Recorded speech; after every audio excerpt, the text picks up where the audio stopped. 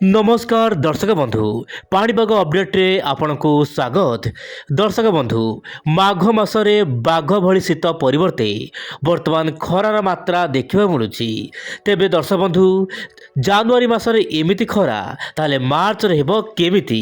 हाँ दर्शक बंधु एबेठारु राज्यर विभिन्न अंचल सामान्य तापमात्रा वृद्धि पाइबा कारणरू सर्वनिम्न तापमात्रा बा आपण जो शीत अनुभव करुथिले ताहा वर्तमान देखा मिलूना ओडिशार विभिन्न जिले में। तेज शीत कौन पाई कमिला एवं आगामी दिन में शीत हेब कि खरा को लेकिन कौन रही बड़ खबर, आगामी दिन में वर्षा को लेकिन कौन रही बड़ खबर आसतु आज भिडियो सबकिछि आलोचना करवा।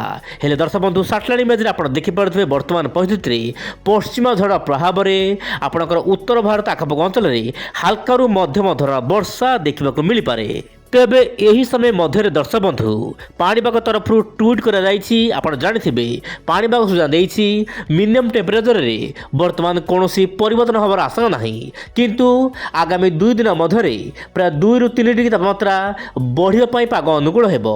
तामा दर्शक बंधु जो शीत अधिक होबार आशंका थिला ताहा वर्तमान कमी जिवो, किंतु नॉर्मल शीत होबार आशंका रहिछि माने मध्यम धरण शीत ओडिशार विभिन्न अंचल रे हेबो, जेमिति कि कंधमाल, कोरापुट, मालकानगिरी, नयागढ़ यही सब जिला मानक आभ्यंतर जिलागुड़िक पहाड़िया अंचल मानक मध्यम धरण शीत हे।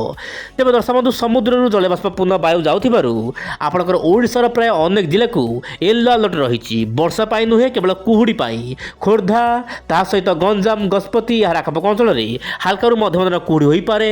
ता सहित जगतसिंहपुर, केन्द्रापड़ा, बालेश्वर आखपाख अंचल में कुहुड़ी मात्रा देखा मिल पारे। यही समय मध्य कंधमाल एवं कलाहांडी एवं सुंदरगढ़ जिलार स्थान स्थान प्रबल मात्रा रे कुहुड़ी रहिबो एवं 50 मीटर दूरता पर्यंत आपण देखिपारे। बर्तमान देखा वायुर चलन कौन रही।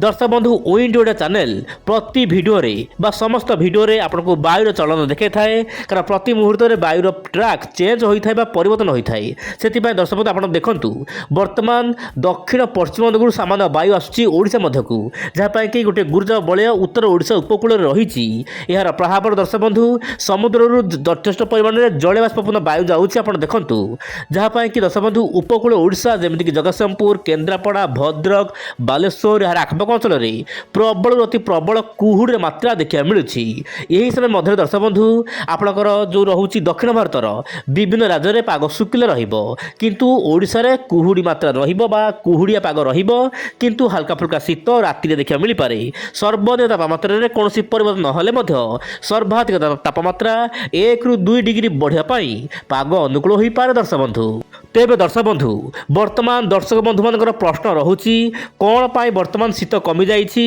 एवं कुहुड़ी मात्रा बढ़ुची, खरा कहीं एत बड़ू यही समय आरंभ हो जाइए माने माघ मासरू।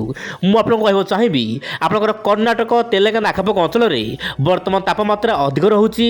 सहित दक्षिण पश्चिम दिगु वायु आसूची उत्तर पश्चिम दिग परिवर्ते से दर्शक बंधु तापमात्रा सामान्य वृद्धि पाऊँच, किंतु दर्शक बंधु यही अवस्था आउ 2 दिन रही। 2 दिन पर सामान्य शीत वृद्धि हो पारे, किंतु केमिति शीत रही आगामी भिडियो मानक आपको अपडेट देवाक चेष्टा करी। बर्तमान देखा मॉडल कौन रही बड़ पूर्वानुमान। दर्शक बंधु मुझे चाहिए ओडिशा रे वर्षा आशंका। दर्शक बंधु मु कहूनी मॉडल आकलन करुच्ची। मॉडल आकलन अनुसार आपंकर फेब्रुआरी 1 ରୁ 8 तारिख मध्य दर्शक बंधु नोट करूँ फेब्रुआरी 1 ରୁ 8 तारिख मध्य ओडिशा, पश्चिमबंग, झारखंड, बिहार ता सहित आपंकर ओडिशार जमीक रोचे उत्तर पश्चिम जिलागुड़िक हाल्कारु मध्यम धरण वर्षा होगापाई पाग अनुकूल हेबो, कारण समुद्र वायु जीव ता सहित पश्चिम झड़र प्रभाव रहिबो। आखपाख अंचल में वर्षा उत्तर पूर्व अंचल मानक हाल्कार मध्यम धरण वर्षा रही पारे। तेज यही अपडेट उपर केते सत्यता रही निश्चय पर आगामी दिन में जना पड़ो। तेज ये था पाणीपाग चित्र मुझे जहाँ कहली पुणी आसना काली आउ एक नुआ अपडेट को साथ धरी विदा दिंतु। नमस्कार, जय जगन्नाथ दर्शक बंधु।